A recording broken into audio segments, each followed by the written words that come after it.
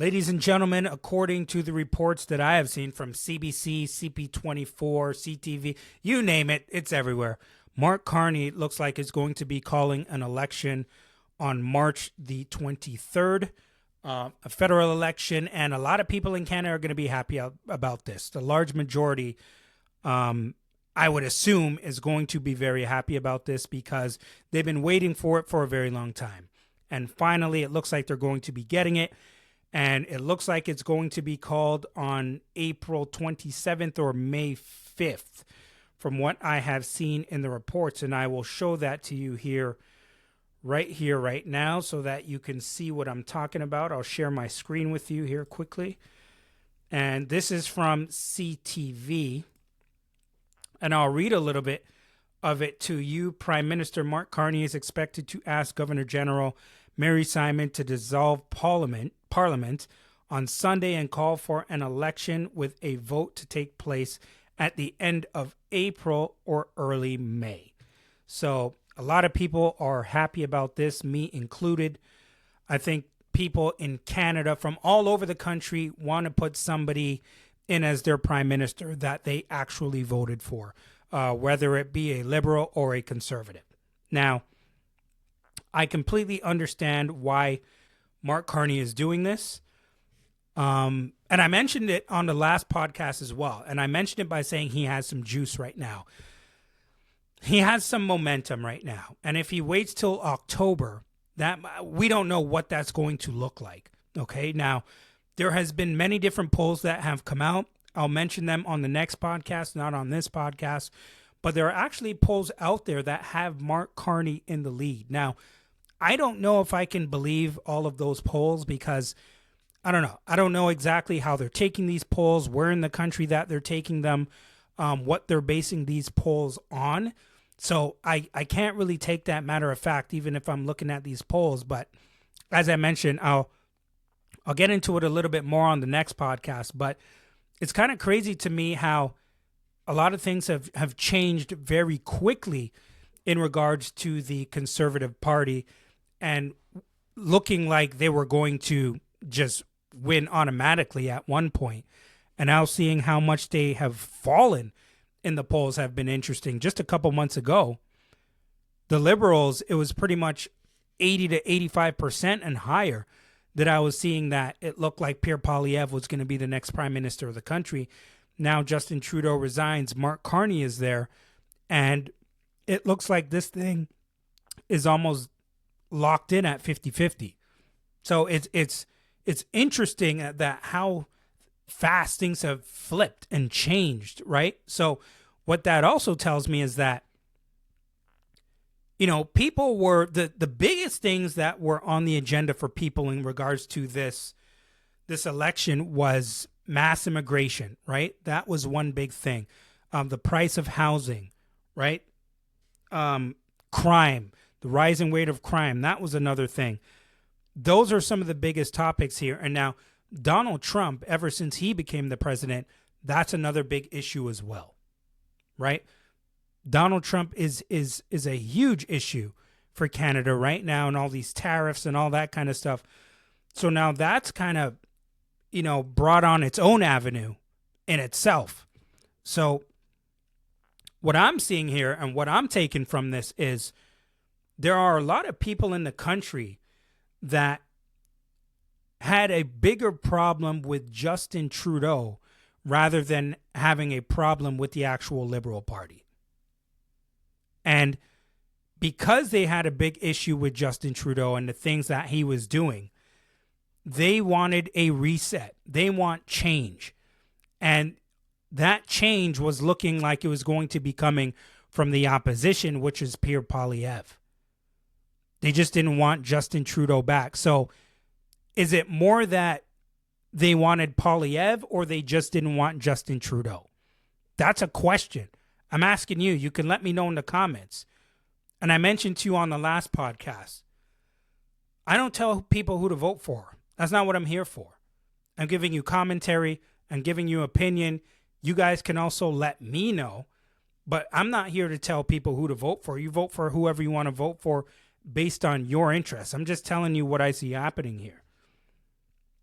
And to me, now it's looking like, with all the things that people were talking about and that they want change, and you're still willing to go the way of the liberals again, is this just a pro-liberal country at this point? Is it just a pro-liberal country? And we've seen that Donald Trump has now mentioned on multiple occasions that Pierre Poilievre is no friend of his, and that it's probably easier dealing with a liberal. Now, I can see both sides of this argument, and there are going to be people out there that are saying, oh, don't listen to Donald Trump. It's reverse psychology. He really wants Pierre Poilievre to win. I don't really think that he does, to be honest with you. I don't think he wants him to win, because I don't believe Poilievre will kiss the ring to Donald Trump in America like a lot of people believe that he will. I don't believe that. Poilievre doesn't seem to be that kind of person to me, but I don't know, right? This is politics. You say what you got to say at the time you got to say it to try to get votes here. Now, Carney, I haven't heard enough from him either.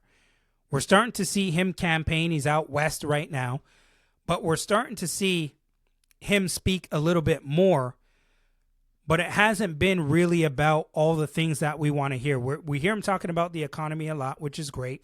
And that is the biggest concern as of right now.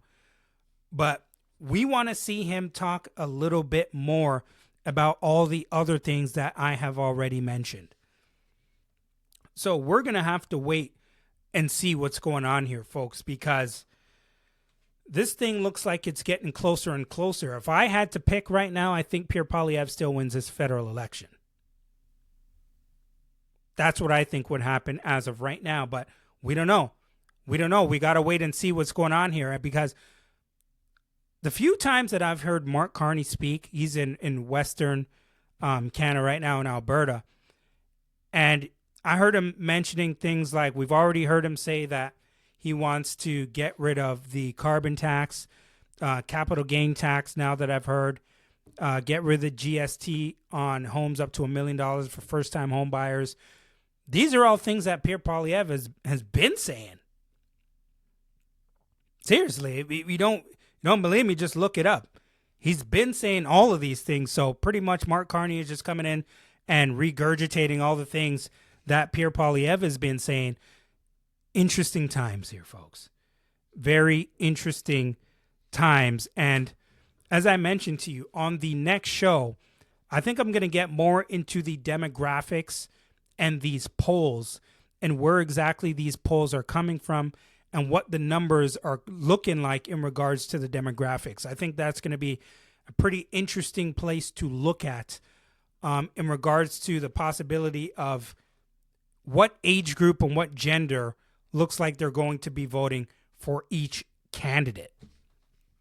I do want to look into that, because I feel like there's a bit of a divide when you look at, especially in age, with people who want to vote more conservative and liberal, with the older population and the younger population. So I do want to dig into that just a little bit. Now, there are a few other things that I want to get into before I leave this podcast today. One of the things I want to talk to you about is what is going on with Tesla and all the vandalism going on with Tesla. And then for those of you who are Toronto Raptors fans, I want to talk to you about some of the comments that were made from the former Toronto Raptor, Thaddeus Young, and his experience and time playing in Toronto. So I want to get just into those couple things before I get out of here. So I want to transition into Tesla next, okay? Now, there is a story that I want to talk to you about Tesla and a Tesla dealership in Hamilton. Now, for those who don't know, Tesla, yes, is owned by one's own Elon Musk, and he is the guy who is running Doge. For those of you who have been living under a rock, Doge is pretty much tearing up a whole bunch of stuff in government, cutting a whole bunch of funding. People are pretty peeved off about it, and, sides look at it in different ways. They want to get rid of a lot of, I guess, bad spending or spending they don't, I guess, look at to be necessary, and things that are just waste because they have a big, big deficit right now. They have a lot of debt in America, and Elon Musk is trying to clean that up. And people aren't happy about it. A lot of people are not happy about it because of a lot of the programs and all these different things that they're cutting, and it's just a mess right now. And so a lot of people are taking it out on his vehicles. They're taking it out on Teslas all over the country in America, vandalizing property, people's cars, vandalizing Tesla stores, lighting places on fire, damaging vehicles. I mean, it's absolutely crazy. People are going to the grocery store, and then they're parking the cars. They're coming back out. Their tires are popped. Their cars are being keyed. They got feces all over their vehicles. It's absolutely insane what we are seeing. But we're in Canada, so what does that have to do with us? Well, let me share my screen with you here, and I'll show you. I'll show you exactly what I'm talking about, because it has come north of the border. Hamilton police say they are investigating a series of mischiefs after dozens of Tesla vehicles were damaged at local dealerships this week.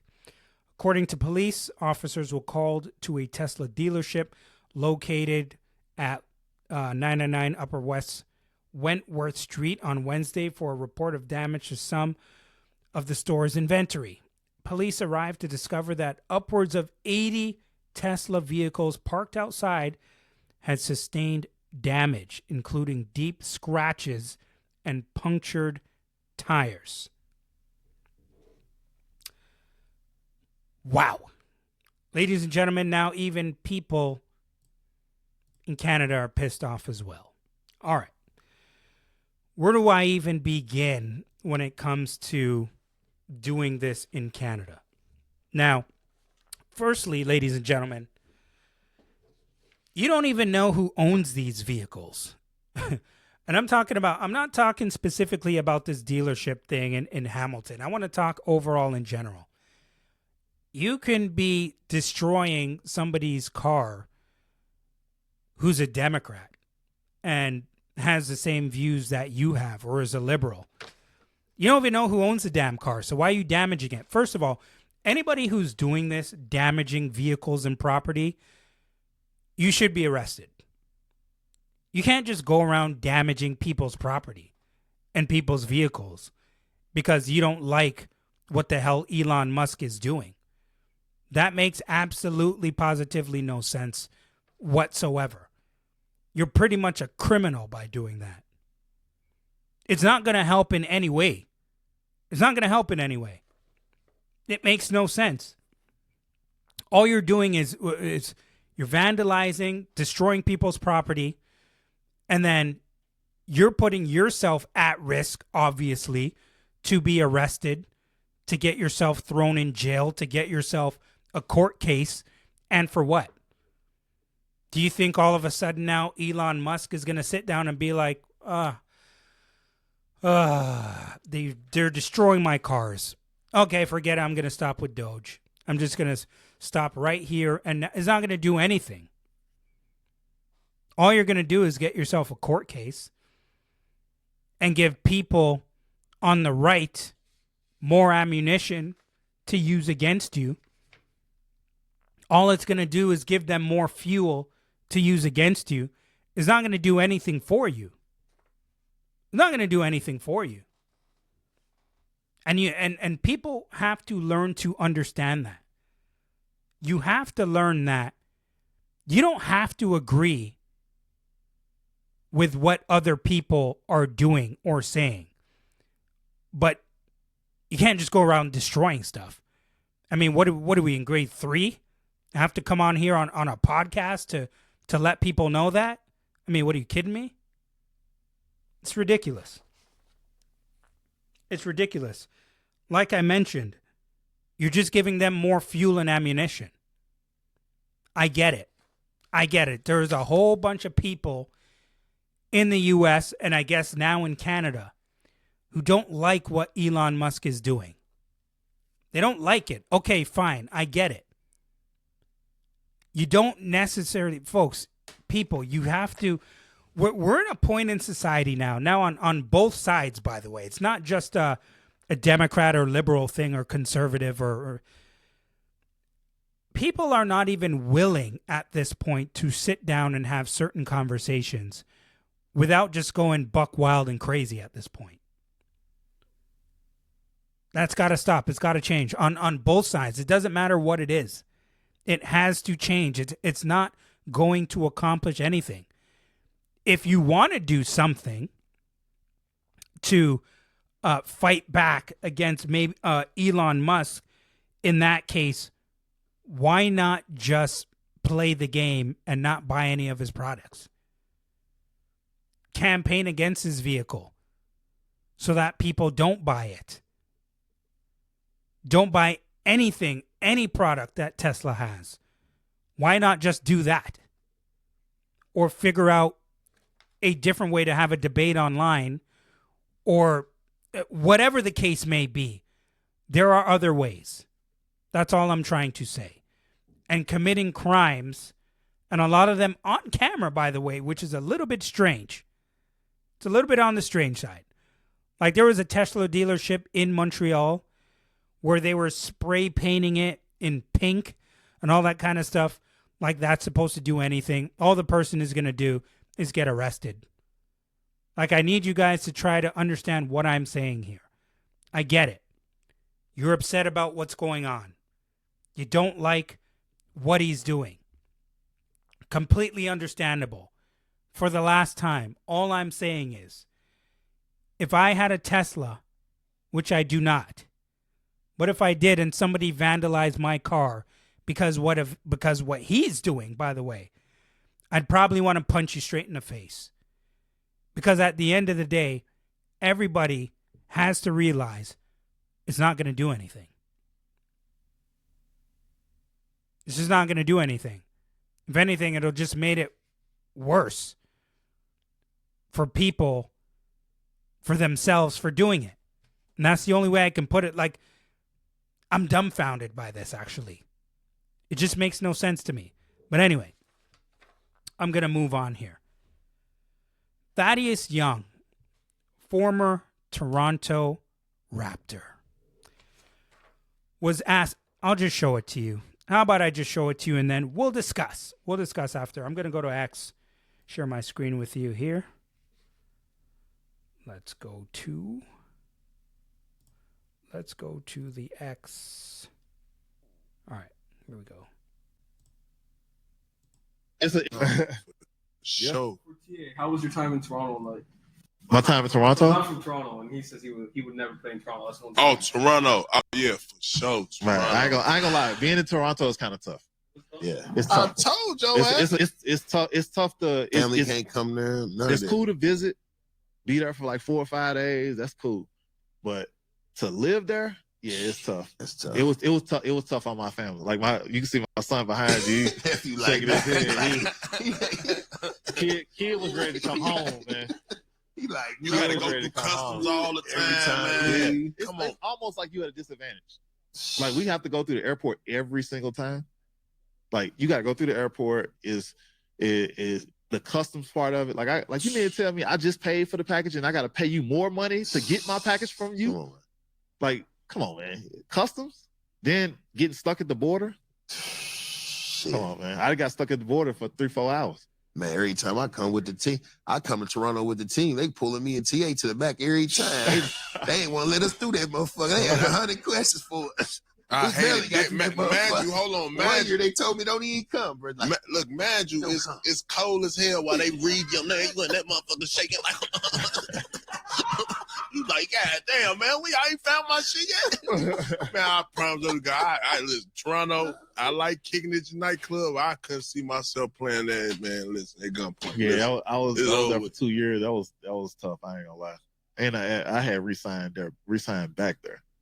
Yeah, that was tough. My kids was hurt. Oh, my wife was like, look, She said that you come back here. She said you might come back by yourself. We're gonna stay at the crib. Yeah. She's like, we're gonna stay in the house. Damn. She told me that about Minnesota too, though. Wow. Okay, so I played you that response from Thaddeus Young. Now I do want to show you an interesting response that I saw from Charlie Villanueva. Do I have that with me? No, I don't have that. Okay. Pretty much what, for those who remember, Charlie Villanueva also played for the Toronto Raptors, not for a long stretch, but he was just saying, like, pretty much that these guys are just being divas at this point. And yes, it is a little bit tough in regards to going through customs, which is kind of annoying. But he was just saying, like, come on, man, you're getting paid millions of dollars to play basketball at this point. So let me just say this.